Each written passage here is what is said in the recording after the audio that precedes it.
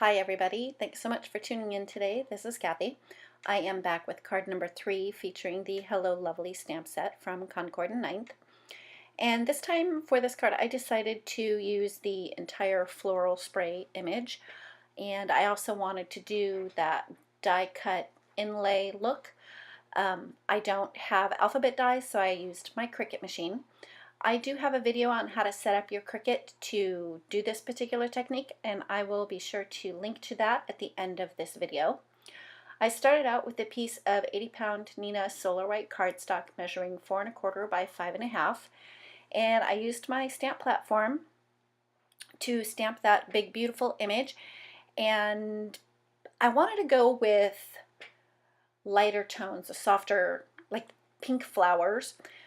So I decided to stamp that main image in dark chocolate dye ink from Altenew. I thought that that would be a little bit more subtle than black ink, especially since I wanted to go with lighter pink flowers, especially from my main image.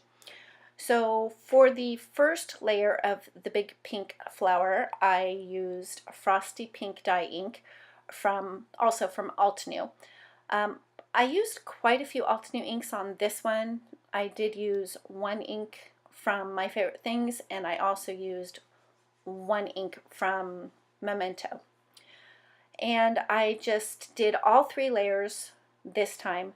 I figured between cleaning the stamp off and figuring out where I was going to line the layer up, the first layer of ink had enough time to absorb into the cardstock and dry a little bit.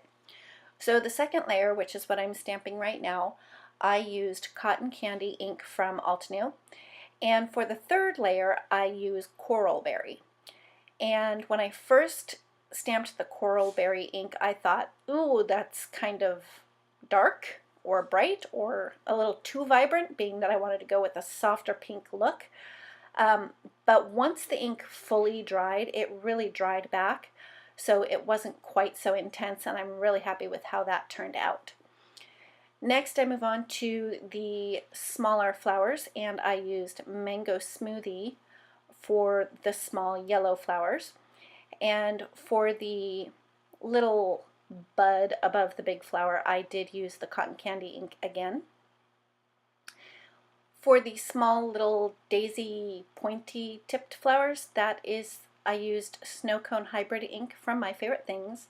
And then I move on to the leaves, and I went to use my go-to for these leaves for this particular image. I really like the look of Pear Tart because it is such a bright green, and after Christmas with all the evergreen and the pine green, and I just wanted something really nice and bright. And I had mentioned in my last video that Concord and Ninth has guides for what stamps go where, and they also give it a little tip to wipe off the bottom of the stamp when you're actually filling in those leaves. So that's what I'm doing there. I just kind of wipe off the end there a little bit. And of course for the spriggy leaves, it was just easier for me to grab a Copic marker. So I grabbed YG01 and colored those in really quickly.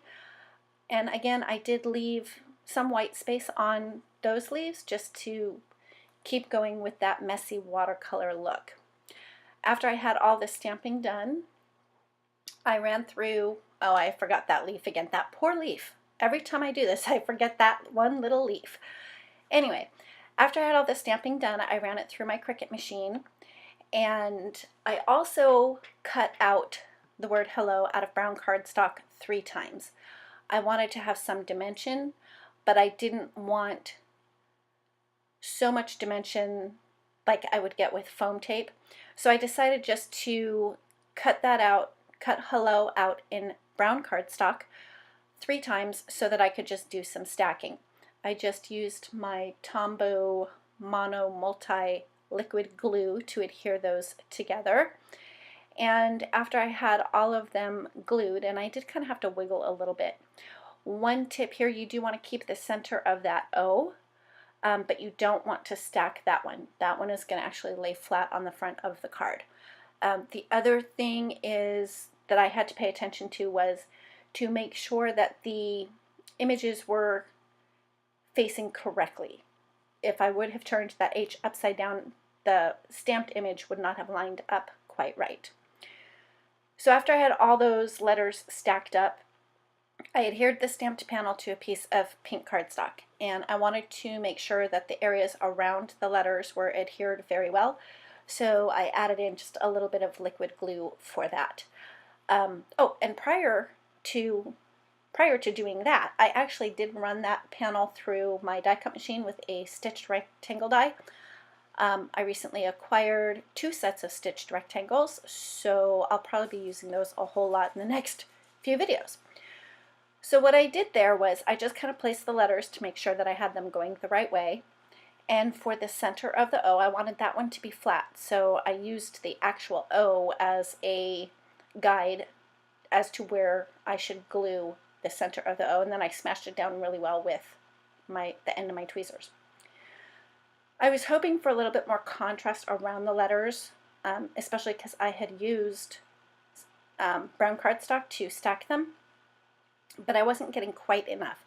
So I pulled out my E25 Copic marker and just kind of ran the tip around the edge of each letter. I glued the letters in using liquid glue, and then just to kind of get them to stay there, I just put my acrylic block on top of it just so that it could set a little bit while I glued in the rest of the letters. After I was done gluing in the letters, I just adhered that to the top of a white note card that is top folding, and that finishes up card number 3 with the Hello Lovely stamp set. I appreciate you stopping by today. If you liked the video, give it a thumbs up. If you've not yet subscribed, I'd love it if you would, and we will see you next time.